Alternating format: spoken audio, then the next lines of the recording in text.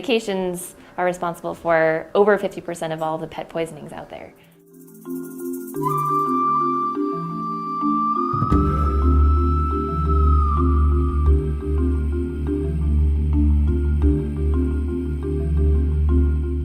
It's like a plastic chew toy for them. It makes a noise, you hear it rattles, and it's not just the plastic pill vials, but also those weekly, you put your Monday, Tuesday, Wednesday medications all out in there, and they're in this nice sort of mouth-sized container that you put in your mouth, and it's got this nice chewy plastic, which is really fun to chew, and as soon as they pop open, then they can swallow those pills.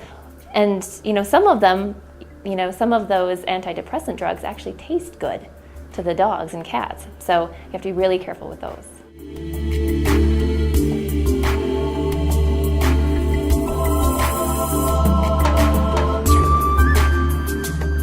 But I take ibuprofen all the time because I run myself to the point where I'm sore, and sometimes I drop them on the floor, and I'm really careful because I know that my dogs could get them, to pick them up and make sure that there's nothing on the floor.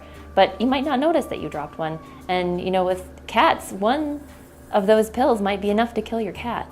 So it's really important to make sure that you know what you're doing with those human medications that you're on. If a dog gets into aspirin, it may be fine if it only gets one, if it's a baby aspirin. But if you have 15 in the bottle or 100 in the bottle and it eats the whole bottle, then that could cause serious problems, including things like stomach ulcers, even stomach rupture. And so it's really important to know what the dose was that your dog may have gotten into.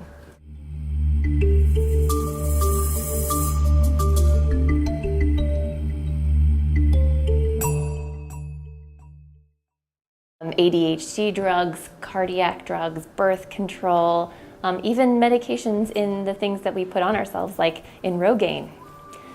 Pretty dangerous to cats. You got to make sure that they're not going to get into that. Some of those blood pressure drugs can cause a massive drop in blood pressure to the point where the dog may die. So it's really important to make sure you know what you're doing with your pills.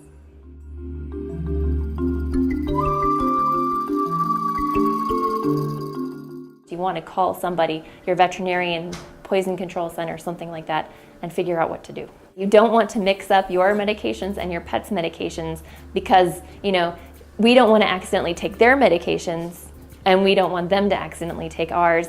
And if you're, giving them a pill first thing in the morning, you get up, you don't have your glasses on yet, you're feeling groggy, you might not take the extra time to, read the label to see who the medication is for and how much they're supposed to be getting. So keep your pills in one place, keep the dog's pills somewhere else, and then you're not going to have that problem. We treat our dogs like children, and we need to be careful with them like that as well with pills.